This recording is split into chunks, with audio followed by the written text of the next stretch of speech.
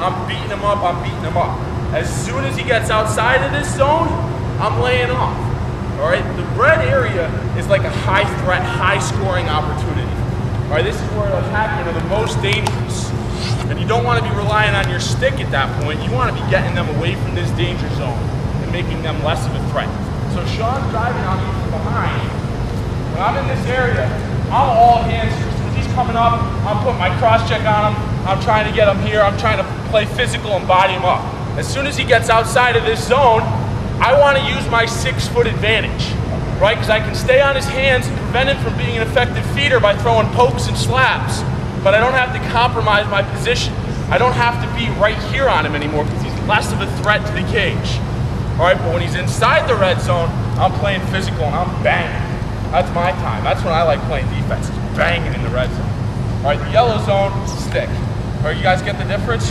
Just the gist of when to play with your hands and when to rely more on your stick. If I got an attackman that's spending a lot of time running around the outside of this zone, I'm running with him, I'm keeping my body between him and the cage at all times, and I'm trying to stay on his hands and make sure that I'm in an effective position where if he becomes a threat and gets stepping into the red zone, I can start playing physical with him again.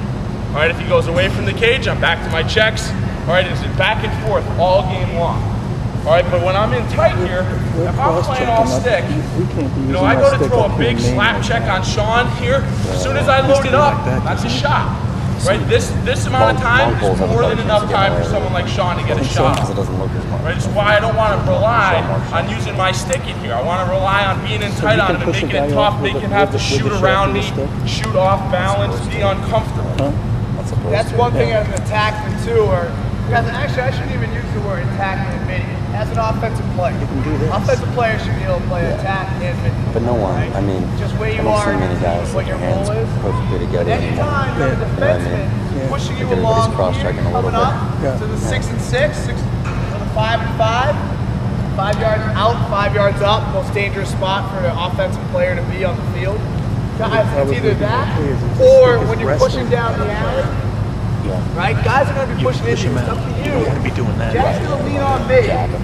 Ask him, when I get in the red zone in practice or when we go one-on-one, it is him pushing me as hard as he can, and I am just getting right back into him, okay? Because if I get back into him and I push his hands in, so he has to reload, he goes off balance, I can step back, take my shot, I can step around and take my shot, or I can take that step forward and get that one step on him. I don't have to be the fastest guy.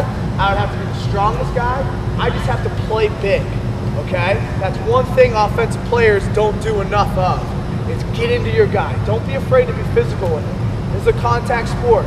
I don't care if they're the toughest D guys in the world. Nicky Polanco, right? In the Warrior commercial, okay, he's a monster on the field. When we play each other in MLL, I go right at him because he's used to pushing guys around. I'm a little guy. But you know what? I have a little bit of leverage, and I can bang into him and throw him off balance, and then I can cut back in the ball, or I can reach around and do it too. So it's kind of the same for you. When you're in this zone, you're trying to bang too. You're trying to get into their hands. Exactly, guys. So this whole arc, offensively, you can use it as well. Guys, going against an offensive player, if I'm guarding somebody in this zone and he's banging me and he gets my hands stuck up in here, I don't really have any leverage. I don't have any force on him. This is when they get to use their leverage against me. I feel really vulnerable when I'm in this position. If I'm locked out here, then I get to use my arms as 2x4s and I get to drive with my legs, and I have a lot of control against an attacker. But if he gets my hands pinned in on me, I have no control of my upper body up here. I'm really weak when you're like this. I don't have any strength. I can't get any strength out of my legs because my center of gravity is really over my base. So you want to make sure you try and keep your hands out and just bang them out here. Use your legs to walk them out.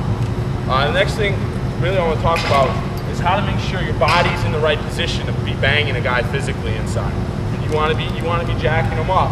Your feet and your legs are what determine how physical you can play. All right, Sean, if I'm standing straight up right now and Sean pushes me on the shoulder a little bit, right? I don't have much control of my body at all. All right, now if I'm down in a good defensive position, which is feet a little bit more than shoulder width apart, dropping my butt over my heels, staying low, if Sean goes to push me right now, I'm a lot more stable. All right, this is a more powerful position because your muscles are loaded. They're ready to react. All right, they're ready to go side to side, front and back. I have a full range of motion here. I can go whatever direction I need to, but I still have my power. If I'm playing standing up and I try and go and bang on Sean, he's gonna win this, right? The lower man always wins. Anybody, how many football guys do we have here? I know I figured we had a handful. What do they always say? Lower guy always wins, right? Especially in the trenches, you're banging around. Lower guy always wins. Still works in lacrosse too. If I'm standing up tall, I have a lot less power. If I'm playing in a good defensive position, I'm down low and I get my contact going, I got a lot more to work with here as I can work a guy around. All right, so big thing, defensive positioning, is making sure that you're low to the ground, feet shoulder width apart, you're dropping your hips. All right, this is a loaded position for me. I can do a lot in the field from a position like this.